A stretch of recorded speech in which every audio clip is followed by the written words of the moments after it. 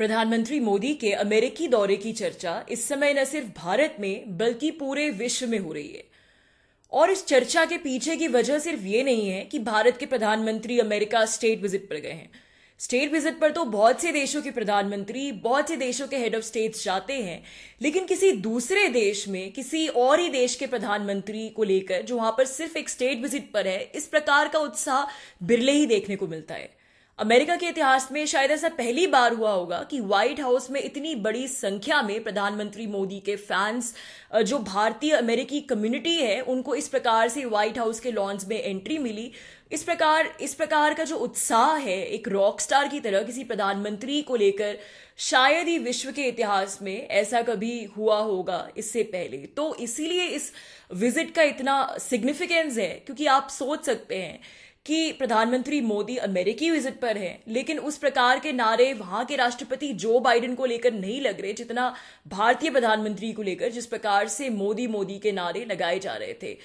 तो प्रधानमंत्री मोदी ने एक प्रकार से भारत को एक ब्रांड बना दिया है। और इस चीज को लेकर हालांकि प्रधानमंत्री मोदी की विपक्ष बहुत आलोचना करता है कि बहुत ज्यादा फॉरेन ट्रिप्स पर जाते हैं और उनकी बहुत ज्यादा फ्लैम्बॉयंट और ड्रामेटिक पर्सनालिटी है, लेकिन इसी शख्सियत का, इसी व्यक्तित्व का देश को, देश के व्यापार को, बिजनेस को फायदा भी मिलता है। क्योंकि जब आप सोच के देखिए कि जब आपके देश का प्रधानमंत्री ही एक ब्रांड की तरह है, तो इससे आपके देश में इन्वेस्टमेंट अट्रैक्ट होता है और जो आपके देश की छवि है न सिर्फ सकारात्मक और प्रभावशाली बनती है, बल्कि बहुत सी चीजें बहुत आसानी से आपके देश में, चाहे वो विदेशी निवेश हो या फिर दूसरी चीजें हो, अट्रैक्ट हो जाती है, जो कि होना मुश्किल होता है अगर आपका हेड ऑफ स्टेट जो है उसकी कम्युनिकेशन स्किल्स इतनी प्रभावशाली ना हो। तो खैर, आज हम इस बात पे डिस्कशन करेंगे कि किस प्रकार से आज भी अंतर्राष्ट्रीय मीडिया जो है, इस विजिट को लेकर भी अंतर्राष्ट्रीय मीडिया का एक बड़ा वर्ग है जिसमें बीबीसी, गार्डियन, CNN और न्यूयॉर्क टाइम्स जैसे समाचार पत्र और मीडिया शामिल है, कि प्रधानमंत्री मोदी की इस अमेरिकी विजिट को लेकर भी जहां इतनी सकारात्मक बातें हैं, अग्रीमेंट्स हुए, इन तमाम चीजों के बाद भी ये मीडिया जो है वो इसको एंटी इंडिया प्रोपोगंडा जो है वो न्यूज की आड़ में फैलाता है प्रधानमंत्री मोदी की अमेरिकी विजिट को लेकर। और कुछ न्यूज आइटम्स यहाँ पे मैंने लिए हैं, उनको एक एक करके एनालाइज करेंगे कि किस प्रकार वही घिसी पिटी तथाकथित प्रधानमंत्री मोदी की ह्यूमन राइट्स वायलेशंस और किस प्रकार से माइनॉरिटीज सुरक्षित नहीं है भारत में। इन्हीं सब बातों को लेकर न्यूज को एक प्रकार का बायस देने की कोशिश की गई है। और जो भी जर्नलिज्म की फील्ड में है वो ये जानता है कि ये जो बायस दिया जाता है न्यूज़ को किस प्रकार से एक तरफा बनाया जाता है, ये बहुत चालाकी से बनाया जाता है कि आप खुल्लम खुल्ला स्ट्रेट फॉरवर्ड तो कुछ नहीं कहते, लेकिन अब आप अपनी जो स्टोरी का स्लैंट है या फिर हेडलाइन के माध्यम से इस प्रकार का कोई बायस इंट्रोड्यूस कर देते हैं स्टोरी में कि आप फैक्ट्स तो भले ही दे रहे हो कुछ ना कुछ पॉजिटिव, लेकिन जो पढ़ने वाला है उसके दिमाग में एक नेगेटिव इंप्रेशन बना देते हैं। तो आज कुछ ऐसे ही न्यूज़ आइटम्स हम डिस्कस करेंगे कि इंटरनेशनल कवरेज को लेकर, कि प्रधानमंत्री मोदी की विजिट को लेकर किस प्रकार की इंटरनेशनल कवरेज जो है चल रही है, और क्या ये इंटरनेशनल कवरेज एक प्रकार से फिर एंटी इंडिया प्रोपोगंडा फैला रही है। और अगर ऐसा हो रहा है तो क्यों नहीं भारतीय मीडिया जो है वो इसकी आलोचना करता है इस इशू की, और चुपचाप क्यों बैठा रहता है इसको लेकर। तो इसमें सबसे पहले मैंने जो आर्टिकल लिया है ये न्यूयॉर्क टाइम्स का आर्टिकल है। और न्यूयॉर्क टाइम्स, जैसा कि आप में से काफी सारे लोग जानते भी होंगे कि एंटी इंडिया प्रोपेगेंडा फैलाने में ये सबसे नंबर 1 रहता है। तो इसके बावजूद भी कि ये स्टेट विजिट अमेरिका में हो रही है और इस प्रकार के जो प्रोग्राम्स जो अमेरिका में हो रहे हैं, न्यूयॉर्क टाइम्स ने इस प्रकार की काफी न्यूज छापी है। तो ये एक न्यूज आइटम मुझे सबसे ज्यादा कॉन्ट्रोवर्शियल, सबसे ज्यादा सेंसेशनल लगा, जो मुझे लगा कि आपको इसके बारे में अवेयरनेस जरूर होनी चाहिए। तो इसका टाइटल है Indian TV heaps praise on Modi during his US trip.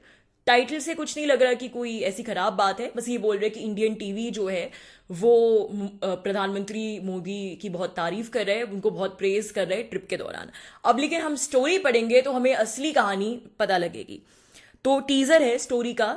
The visuals from the Prime Minister's trip played into what he has already set as one of his main campaign themes, tying India's rise as a major economic power with his rise as a global statesman. अब इससे हमें थोड़ा story का theme पता चलता है कि ये जो न्यूज रिपोर्ट है इसमें ये कहने की कोशिश की गई है कि जो प्रधानमंत्री मोदी हैं, आप यहाँ पर गौर करिए कि इसमें इस तरीके से नहीं लिखा गया कि भारत के प्रधानमंत्री जो हैं वो भारत को रिप्रेजेंट करके ट्रिप करें, बल्कि मोदी को लेकर पूरी स्टोरी वीव की गई है, जैसे कि मोदी ने पर्सनली अपने लिए ट्रिप की है कि भारत के प्रधानमंत्री जो हैं जिस प्रकार से उनको मीडिया कवरेज मिल रही है इस ट्रिप के दौरान, तो उन्होंने अपनी जैसी छवि अपनी कैंपेन के लिए बनाई है, अपने इलेक्शन कैंपेन के लिए, जो कि भारत में इलेक्शंस आने वाले हैं, उसी के हिसाब से मेल खाती है। तो यहीं से आपके दिमाग में, शुरुआत से आपके दिमाग में जहर घोल दिया गया कि यहां पर जो है वो भारत के प्रधानमंत्री यूएस स्टेट विजिट के लिए नहीं, यूएस और भारत के बीच अग्रीमेंट साइन कराने के लिए नहीं, बल्कि अपनी खुद की इंडिविजुअल हैसियत से नरेंद्र मोदी यहां आए हैं ताकि उनकी भारतीय जनता पार्टी जो है वो कैंपेनिंग जब वो इलेक्शंस की तो फेवर मिले। तो दोनों बातों में बहुत फर्क है। तो आप देख सकते हैं कि प्रोपोगंडा जो है वो किस प्रकार से टीजर में ही शुरू हो गया। फिर आगे आर्टिकल शुरुआत में जो इसके इंटेंशंस है वो और क्लियर करता है। Super King of Diplomacy read the ticker placed in bold on top of one news channel. Long live our friendship, said another. A third declared the boss in America.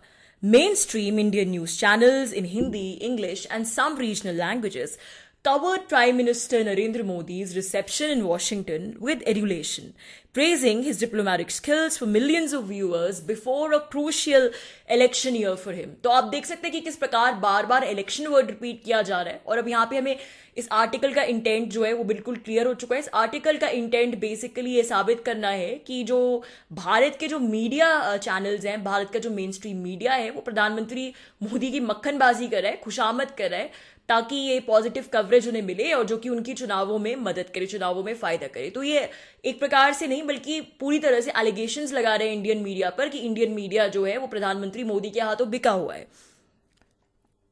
अब इसके आगे भी पढ़ते हैं जो इस बात को कुछ सपोर्ट करेगा। The visuals from Washington play, ये तो जो मैंने पहले ही पढ़ा था, लेकिन इसके आगे जो है, हाँ ये मैं आपको पढ़ के बताना चाहती थी। Mr. Modi has carefully crafted his relationship with traditional news outlets, using a mix of incentives and pressure tactics to get most of them on his side. तो अब देखिए किस प्रकार से ये एक अपने आप को, ये एक इतने बड़े न्यूयॉर्क टाइम्स समाचार पत्र में ये आर्टिकल है अपने आप को, जो कि जर्नलिस्ट कहते हैं कि इस प्रकार का आर्टिकल्स लिखते हैं, अब जिसमें सीधे सीधे एलिगेशन लगाए गए प्रधानमंत्री मोदी पे कि उन्होंने भारत की ट्रेडिशनल न्यूज आउटलेट्स के साथ बड़ी केयरफुली अपनी रिलेशनशिप क्राफ्ट की है, यानी कि अपना पीआर संबंध बनाए, using a mix of incentives and pressure tactics, यानी प्रलोभन के माध्यम से, उन्हें प्रलोभन ब्राइब आदि देने के माध्यम से, और प्रेशर टैक्टिक्स यानी कि उन्हें ब्लैकमेल करने के माध्यम से। तो आप सोच सकते हैं कि अगर इस प्रकार का कोई एडिटोरियल भारत के किसी अखबार में या फिर भारत के किसी टीवी में इस प्रकार की भाषा अगर अमेरिका के बारे में यूज की जाएगी कि अमेरिका इस प्रकार से मीडिया को कंट्रोल करता है प्रेशर टैक्टिक्स और उसके, तो कितना बड़ा बवाल मच जाएगा। जबकि भारत के संदर्भ में ऐसा कुछ नहीं, और ये बहुत रूटीन बन गया है कि इस प्रकार के जो न्यूयॉर्क टाइम्स है इस प्रकार का विषैला प्रोपोगंडा फैलाते हैं, और भारतीय मीडिया की तो विडंबना है कि वो इन चीजों को बिल्कुल एनालाइज ही नहीं करता, और जो नॉर्मल लोग हैं उनको पता नहीं चलता कि इस तरीके के आर्टिकल्स छप रहे हैं। लेकिन जो वर्ल्ड में जो विश्व पटल पर जो भारत को लेकर नकारात्मक छवि बनती है और जो पूरा प्रोपोगंडा होता है, हिंदुइज्म, हिंदुत्व, इन सब चीजों को लेकर, इसके पीछे न्यूयॉर्क टाइम्स के इसी प्रकार के आर्टिकल्स होते हैं। तो अब आगे आप देखिए कि इसी प्रकार का पूरे आर्टिकल में इसी प्रकार का रोना धोना है कि किस प्रकार से प्रधानमंत्री मोदी जो हैं, भारत के प्रधानमंत्री अमेरिकी ट्रिप पर आए हैं, इस प्रकार की अपनी छवि को भुना रहे हैं और सारा मीडिया उनकी वाहवाही कर रहा है, भारत का उनका गुणगान कर रहा है ताकि वो अगले साल इलेक्शन जीत सके। यानी कि पूरे का पूरा एलिगेशन लगा दिया कि भारत के प्रधानमंत्री इतने पावरफुल हैं कि वो इलेक्शन रिजल्ट्स को इन्फ्लुएंस कर सकते हैं। और ये जो आर्टिकल है, सबसे इसमें दिलचस्प बात है कि ये आर्टिकल इंडियन तथाकथित जर्नलिस्ट ने लिखा है, सुहासिनी राज। तो ये आप देखेंगे ये बहुत कॉमन फीचर है। बीबीसी जब इस प्रकार के आर्टिकल्स लिखवाता है, और या फिर जो भी अंतर्राष्ट्रीय मीडिया तथाकथित, ये ज्यादातर इंडियन जर्नलिस्ट से इस प्रकार के आर्टिकल्स लिखवाते हैं ताकि इनके पास कहने को हो जाए कि ये जो है ये तो इंडियन जर्नलिस्ट ही इंडिया की इनसाइड रियलिटी बता रहे हैं। और ये पूरा पैटर्न बन गया। पूरा ये जो आर्टिकल पढ़ेंगे छोटा सा, ये पूरा आर्टिकल सिर्फ पूर्वाग्रहों से ग्रस्त है। एक कहानी बनाई है कि चूंकि जो प्रधानमंत्री मोदी हैं उनकी बहुत पॉजिटिव मीडिया कवरेज कर रहा है, तो इसलिए राइटर ने अपने मन से ही एक्सेप्ट कर लिया है, बिना किसी एविडेंस के, बिना किसी प्रूफ के। भाई इतना बड़ा एलिगेशन लगा रहे हो कि जो भारतीय मीडिया है उसको खरीद रखा है प्रधानमंत्री मोदी ने, इसलिए वो उनकी यूएस में पॉजिटिव कवरेज करे, तो कोई प्रूफ तो देना चाहिए। बट कोई भी प्रूफ नहीं है, बिना किसी प्रूफ के, जैसे कि ये बिल्कुल बिल्कुल जैसे कि सनराइजेज इन द ईस्ट वाली बात है कि सूरज पूरब में उगता है पश्चिम में सेट होता है, वैसे ही ये उसी प्रकार की शाश्वत सच्चाई है कि भारत के प्रधानमंत्री ने मीडिया खरीद रखा है। तो लेफ्टिस्ट जो है वो इसी प्रकार की बातें करते हैं और इसीलिए लॉजिक से बचते हैं, फैक्ट से बचते हैं। पूरे आर्टिकल में जैसा कि मैंने कहा कोई फैक्ट्स या कोई एविडेंस सपोर्टेड नहीं है। और फिर लास्ट में झूठ भी बोला इस आर्टिकल में।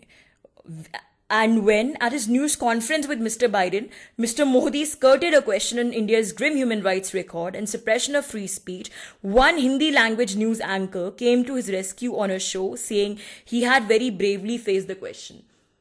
अब ये साफ साफ सफेद झूठ है। कल मैंने प्रेस कॉन्फ्रेंस खुद देखी थी। इस आर्टिकल में लिखा है कि जब न्यूज कॉन्फ्रेंस उन्होंने मिस्टर बाइडेन के साथ की, प्रधानमंत्री मोदी ने, तो जब ह्यूमन राइट्स रिकॉर्ड को लेकर इंडिया के सवाल पूछा गया तो उन्होंने वो सवाल अवॉइड कर दिया, जबकि ऐसा बिल्कुल नहीं है। पूरे मीडिया पर है कि उस सवाल का जवाब दिया गया, तो उन्होंने वो सवाल अवॉइड कैसे कर दिया। और ये जो लिखा है कि एक इंडियन रिपोर्टर, न्यूज एंकर उनके रेस्क्यू में आया, ये सब कुछ भी नहीं है, कहीं भी नहीं, ये सब मनगढ़ंत बातें। तो आप खुद ही सोच सकते हैं कि क्या स्टैंडर्ड गिरा हुआ स्टैंडर्ड है न्यूयॉर्क टाइम्स के जर्नलिज्म का, कि इस प्रकार की जो चीजें हैं वो एज जर्नलिज्म पास हो जाती है।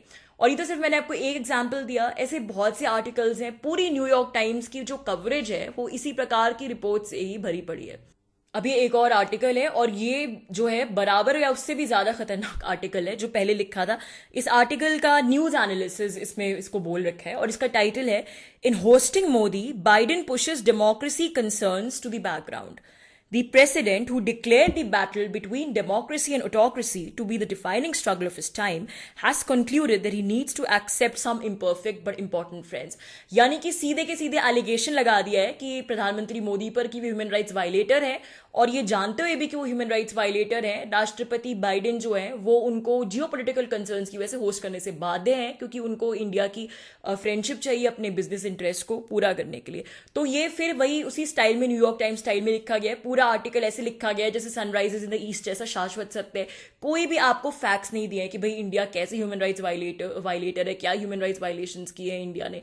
मतलब पूरा बिल्कुल ऐसी कोरी बकवास बिना किसी फैक्ट्स के। In granting Mr. Modi's coveted state visit, complete with a star-studded gala dinner, Mr. Biden will shower attention on a leader presiding over democratic backsliding in the world's most populous nation. Mr. Modi's government has cracked down on dissent and hounded opponents in a way that has raised fears of an authoritarian turn not seen since India's slip into dictatorship in the 1970s.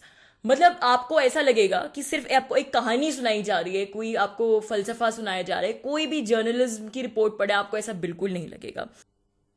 फिर यहाँ पे India पे ये भी allegations लग गए कि India को सऊदी अरेबिया और फिलीपीन से कंपेयर करते हैं आर्टिकल, कि राष्ट्रपति बाइडेन का मानना है कि जिस प्रकार से सऊदी अरेबिया और फिलीपीन जैसे कट्टर देश हैं जहां पर इतनी ह्यूमन राइट्स वायलेशंस होते हैं, लेकिन फिर भी हमारी मजबूरी है इन देशों के साथ द्विपक्षीय संबंध बनाना और इनको इंपॉर्टेंस देना, तो इसलिए इंडिया के संदर्भ में भी हमारी मजबूरी है।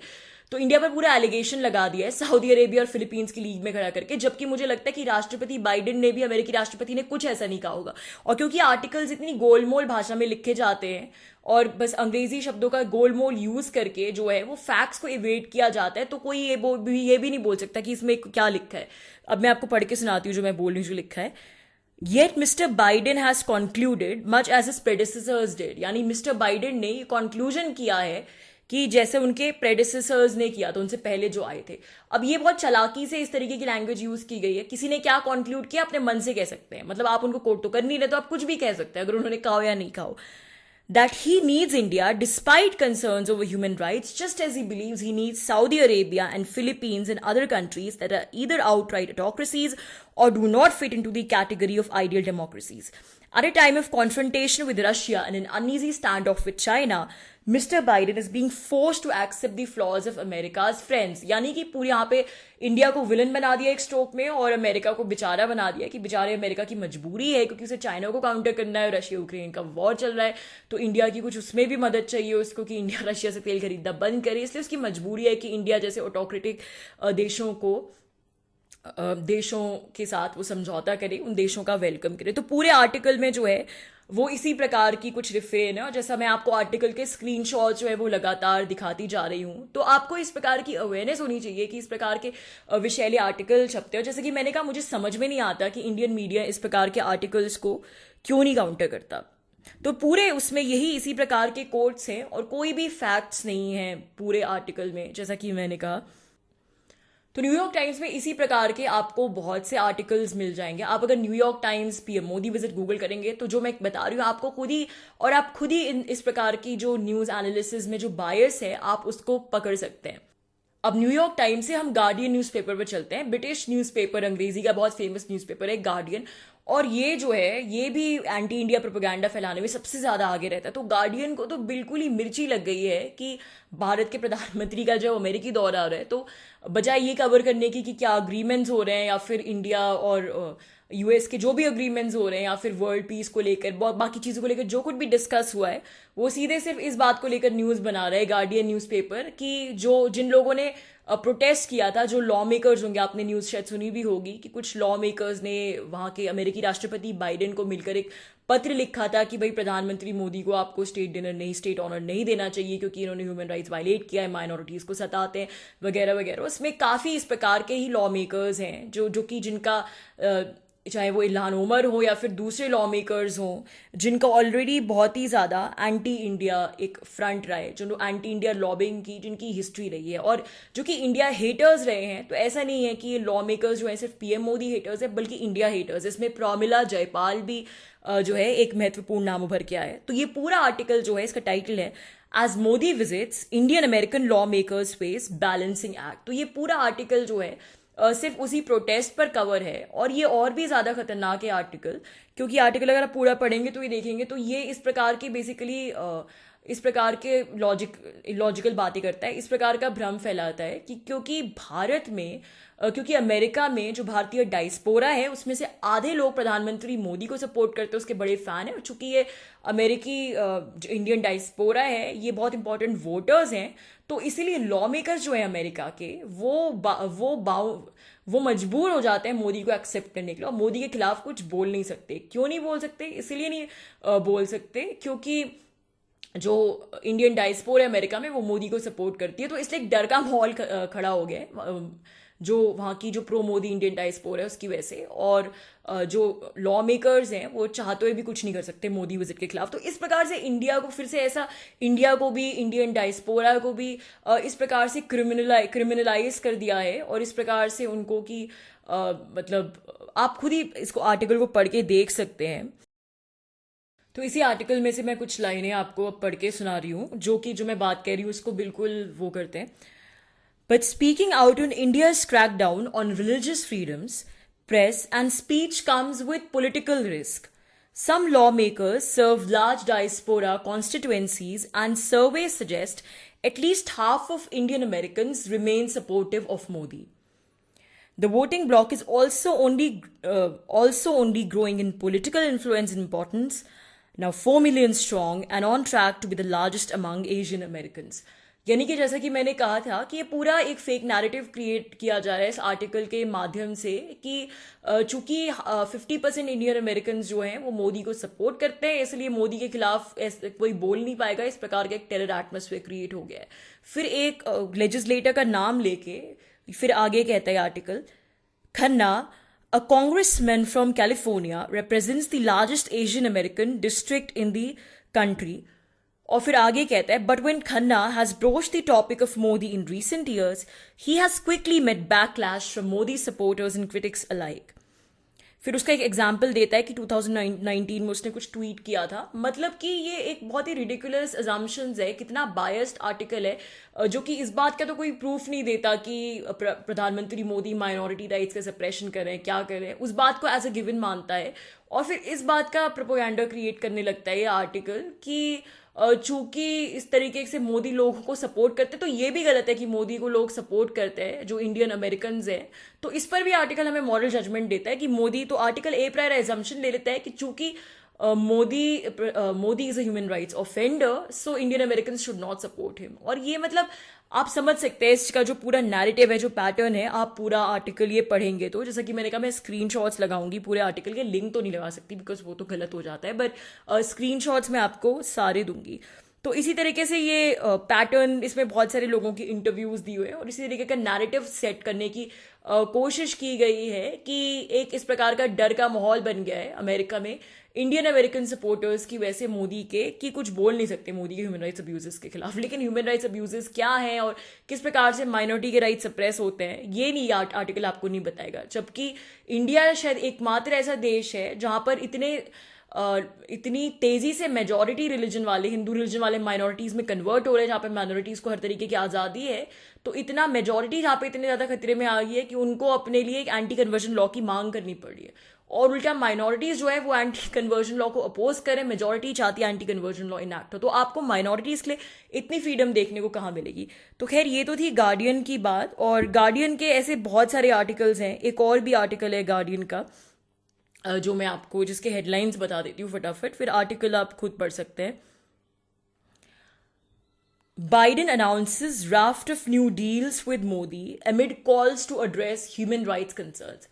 अब आप देख सकते हैं कैसे चालाकी से इस आर्टिकल के टाइटल में फिर ह्यूमन राइट्स कंसर्न्स घुसा दिया। यानी एक भी आर्टिकल ऐसा नहीं लिखा जा सकता निष्पक्ष जो कि सिर्फ डील्स के बारे में बात कर रहा हूं। मतलब जबरदस्ती हर चीज में ह्यूमन राइट्स कंसर्न्स घुसाना ही है, तो बात डील की हो रही है लेकिन फिर भी अमिड ह्यूमन राइट्स कंसर्न्स घुसा दिया ताकि लोगों के दिमाग में पहले से ये बायस बैठ जाए कि इंडिया के जो प्रधानमंत्री है वो ह्यूमन राइट्स वायलेट करते हैं। और ह्यूमन राइट्स एक ऐसा वर्ड है जिसको इतना अब्यूज करता है लेफ्ट लिबरल मीडिया, जबकि ह्यूमन राइट्स वायलेशन बहुत ही गंभीर चीज होती है। ह्यूमन राइट्स वायलेशन तो वो होता है जो कि ऑस्ट्रेलिया ने किया था अपनी एबोरिजिनल पॉपुलेशन का। ह्यूमन राइट्स वायलेशन वो होता है जो चीन में जो शिनजियांग प्रोविंस के जो मुस्लिम्स हैं जिनको टॉर्चर किया जाता है, जो उनके साथ होता है। ह्यूमन राइट्स वायलेशंस की जो गंभीर वास्तविकता में चीजें होती है, जो म्यांमार की हुंता करी है वहां के लोगों के साथ, वो ह्यूमन राइट्स वायलेशंस है। तो इन ह्यूमन राइट्स वायलेशंस की वेस्ट को कोई चिंता नहीं है, लेकिन प्रधानमंत्री मोदी का नाम लेके जहां पे माइनॉरिटीज के लिए इतनी सारी स्कीम्स चलती है कि आप पढ़ के भी थक जाएंगे उनके नाम, ये जबरदस्ती ह्यूमन राइट्स वायलेशंस की घटना बना देते हैं, की बातें बनाने लगते हैं। फिर गार्डियन का एक और आर्टिकल है, इसका टाइटल है जो Biden and Narendra Modi quizzed on human rights in India during US visit. तो फिर वही ह्यूमन राइट्स, और इसमें वही वो question answer press conference session है जिसमें क्वेश्चंस पूछे गए थे। और ये मैंने काफी आर्टिकल्स में, काफी मीडिया कवरेज में देखा कि ये झूठ फैलाया जा रहा है कि प्रधानमंत्री मोदी ने जो है वो ये प्रेस कॉन्फ्रेंस में जब इंडिया के ह्यूमन राइट्स वाला क्वेश्चन पूछा गया तो इसको इवेट कर दिया। उन्होंने इवेट नहीं किया बल्कि उसका पूरा बाकायदा जवाब दिया। फिर बीबीसी न्यूज है। बीबीसी न्यूज में हालांकि मुझे इसको लेकर इतनी सारी न्यूज देखने को नहीं मिली, लेकिन फिर भी अब ये जिस तरीके से ये न्यूज भी लिखी गई है, Modi US visit, why Washington is rolling out the red carpet for Indian PM. तो इस पूरी न्यूज का भी लबोलबाब यही है कि इसके बावजूद भी कि प्रधानमंत्री मोदी बहुत कंट्रोवर्शियल फिगर है, उनको पहले बैन कर दिया गया था और उनके ह्यूमन राइट्स वायलेशंस के आरोप है उनके ऊपर भारत में माइनॉरिटीज का मिसट्रीटमेंट, इसके बावजूद भी वॉशिंगटन जो है वो रेड कार्पेट वेलकम उनको रोल आउट क्यों कर रहा है? इसलिए कर रहा है क्योंकि चाइना को कंट्रोल करने के लिए और रशिया के डायनेमिक्स के लिए उसको, रशिया और यूक्रेन का जो वॉर है उसके संदर्भ में उसको इंडिया की मदद चाहिए। यानी इंडिया और अमेरिका के द्विपक्षीय संबंधों का कोई खुद का वजूद नहीं है। तो इस प्रकार का नैरेटिव सेट किया है। फिर अल जजीरा का एक आर्टिकल फटाफट देख लेते हैं। आर्टिकल से ऐसे बहुत सारे विषय होंगे, लेकिन क्योंकि एक प्रोग्राम में इतने सारे आर्टिकल्स तो नहीं उठा सकते, इससे मैंने कुछ लिमिटेड पीसेस उठाए हैं। तो अल जजीरा भी भारत विरोधी प्रोपेगेंडा करने में बहुत आगे रहते हैं, मैंने देखा, स्पेशली तथाकथित माइनॉरिटी राइट्स के संदर्भ में। तो अब इसमें भी देखिए न्यूज बनाई है विजिट को लेकर प्रधानमंत्री, और उसमें भी हेडलाइन में इन्होंने फिर से वही बायस डाल दिया, Biden welcomes Modi to White House in closely watched visit. यानी राष्ट्रपति जो बाइडेन जो है अमेरिकी राष्ट्रपति, वो प्रधानमंत्री मोदी को व्हाइट हाउस में वेलकम तो करते हैं, लेकिन एक ऐसी विजिट जिससे लोग इतने खुश नहीं है, क्लोजली वॉच्ड विजिट करके। अब इसमें शुरू में ह्यूमन राइट्स अब्यूज आ गए, फिर से स्टार्टिंग में ही लिखे थे आर्टिकल में, Indian prime minister Narendra Modi and US president Joe Biden have faced direct questions at the white house over alleged human rights abuses committed under Modi's leadership as the leaders hailed the need for an enduring partnership in the years ahead. तो starting में उन्होंने human rights abuses वाला वो कर दिया, और फिर इसमें जस्टिफिकेशन भी दिया है, बीच में एक कोट दिया है जो बाइडेन का कि हमने डेमोक्रेटिक वैल्यूज पे डिस्कशन किया और ये वो। तो ये बड़ी अजीब सी बात है कि कोई एग्जाम्पल्स नहीं है ह्यूमन राइट्स वायलेशंस के इंडिया में, तो ये जबरदस्ती फैब्रिकेटेड करके बार बार इंडिया को कटघरे में क्यों खड़ा किया जाता है। और ये स्टेट विजिट जो हो रही है इसके बावजूद भी प्रोपोगेंडा हो रहा है। तो कहीं ना कहीं इस प्रोपोगेंडा में अमेरिका भी इम्प्लिसिट है कि सामने से तो यूएस कुछ नहीं करता, लेकिन फिर भी भी इसमें से बहुत सारा जो मीडिया ये कर रहा है यूएस मीडिया ही है, और यूएस में ही इस प्रकार का एक जो है एक बहुत ही एंटी इंडिया एक पूरा गैंग, एक पूरा लॉबी एक्टिव है, जिसका उस तरीके से इन्वेस्टिगेशन नहीं होता जैसे होना चाहिए। अब आखिर में रैप करते हुए बहुत संक्षिप्त में मैं आपको एक और इससे जुड़ी जो न्यूज़ है वो बताना चाहूंगी, और जो काफ़ी सुर्खियों में भी है प्रधानमंत्री मोदी की यूएस विजिट से जुड़ी एक और जो नेगेटिव न्यूज़ फैलाई गई है। तो जो अमेरिका के जो पूर्व राष्ट्रपति बराक ओबामा है, बराक ओबामा ने एक इंटरव्यू दिया सीएनएन को, जिसमें मेरे ख्याल से उन्होंने प्रधानमंत्री मोदी के बारे में नहीं और भी बहुत सारे इश्यूज के बारे में बात की, सिर्फ प्रधानमंत्री मोदी की यूएस विजिट के बारे में नहीं। लेकिन सीएनएन इंटरव्यू में उन्होंने बहुत ही कॉन्ट्रोवर्शियल बयान दिया प्रधानमंत्री मोदी की विजिट को लेकर। उनसे शायद कोई प्रश्न पूछा गया हो सकता है, तो वो उन्होंने उस प्रकार का बयान दिया और फिर से वही ह्यूमन राइट्स और माइनॉरिटीज़ के ट्रीटमेंट वाली बात घसीटी। और बराक ओबामा ने कहा कि अगर भारत में अल्पसंख्यकों के अधिकारों को प्रोटेक्ट नहीं किया जाएगा, माइनॉरिटीज़ के राइट्स का प्रोटेक्शन नहीं होगा, तो इसकी बहुत बड़ी संभावना है कि जो कंट्री है वो फॉल अपार्ट होगी, यानी कि देश में जो है वो बहुत ज़्यादा इंटरनल स्ट्राइफ होगी, कॉन्फ्लिक्ट्स भी छिड़ सकता है। अगर दूसरे शब्दों में हम कहें तो देश में एक अराजकता का माहौल हो सकता है, सिविल वॉर छिड़ सकता है। तो ये बराक ओबामा का जो ये इंटरव्यू है इसको लेकर भी काफ़ी आलोचना हो रही है, और आपको ये काफ़ी यूट्यूब चैनल्स में भारतीय मीडिया में भी दिखेगा कि अचानक से बराक ओबामा अवतरित होकर इस प्रकार से जब स्टेट विजिट हो रही है भारत के प्रधानमंत्री की और इतने इंपॉर्टेंट अग्रीमेंट साइन हो रहे हैं अमेरिका और भारत के बीच में, तो अचानक से वो इस प्रकार के कॉन्ट्रोवर्शियल स्टेटमेंट्स आखिर सीएनएन को क्यों देते हैं। तो इससे ये प्रश्न ये भी उठता है, जैसा कि मैंने पहले भी कहा, कि कहीं ना कहीं अमेरिका को हम अब इस चीज़ पर ट्रस्ट नहीं कर सकते, क्योंकि अमेरिका जो एक डबल गेम खेलता है, एक तरफ तो एक ये बोनहोमी है और इस प्रकार की विजिट है और रेड कार्पेट वेलकम है, लेकिन दूसरी तरफ जो अमेरिका का की जो तथाकथित इंटेलेक्चुअल मशीनरी है, वहाँ का जो मीडिया है वो पूरी तरह से वामपंथ द्वारा नियंत्रित है, और इसमें एंटी इंडिया लॉबी बहुत ज़्यादा सक्रिय है। तो आप देख सकते हैं कि एक तरफ से तो वेलकम हो रही है, तो दूसरी तरफ बराक ओबामा जैसी जो इन्फ्लुएंशियल फिगर है वो इस प्रकार की बयानबाजी कर रहे हैं, नकारात्मक बयानबाजी कर रहे हैं भारत के प्रजातंत्र को लेकर, और ये उल्टा मतलब ये इंसिन्यूएट कर रहे हैं कि भारत में जो है वो इस प्रकार की अराजकता फैल सकती है। और तो ये इस प्रकार का जो नैरेटिव है वो इस प्रकार का जो नैरेटिव है वो इस बात को थोड़ा सा पंक्चर करता है कि जो इंडियन और इंडिया और यूएस के रिलेशंस की जो हम बात करते हैं कि द्विपक्षीय संबंध स्ट्रांग हो रहे, तो कहीं ना कहीं मुझे लगता है कि भारत थोड़ा इस मामले में पैसिव है, और इसमें दो चीज़ें भारत को करनी चाहिए। पहली चीज़ तो इस तरीके की न्यूज़ को काउंटर करना चाहिए, और काउंटर करने के लिए हमारे अपने थिंक टैंक्स होने चाहिए। हमारे अपने इस प्रकार के कोई थिंक टैंक्स नहीं है जो कि इंटरनेशनल इवेंट्स पे इंडियन पर्सपेक्टिव, भारतीय पर्सपेक्टिव लाए। जिस प्रकार से ये तथाकथित अंतर्राष्ट्रीय मीडिया हमारे बारे में इस प्रकार की न्यूज़ बनाते हैं जबकि कुछ ऐसे इश्यूज है भी नहीं, तो इसी तरह से हमको इनके इश्यूज पे न्यूज़ बनानी चाहिए तमाम तरीके की, और इनको चुप कराने का शायद यही तरीका है कि हमारे अपने थिंक टैंक्स हों जो कि इंडियन पर्सपेक्टिव लाएं इंटरनेशनल मीडिया पे, क्योंकि इंटरनेशनल मीडिया को भारत के बारे में इस प्रकार की बिना किसी फैक्ट्स की बायस न्यूज़ बनाने का अधिकार आखिर किसने दिया है। तो जो गवर्नमेंट है उसको इस दिशा में सोचना होगा कि इस प्रकार के इंटेलेक्चुअल थिंक टैंक्स में इंडिया को, मुझे लगता है, भारत को इन्वेस्ट करना चाहिए। तो दोस्तों आज के लिए बस इतना ही। बहुत जल्द आपसे फिर मुलाकात होगी कुछ नई खबरों के साथ, तब तक के लिए अनुमति दीजिए। नमस्कार।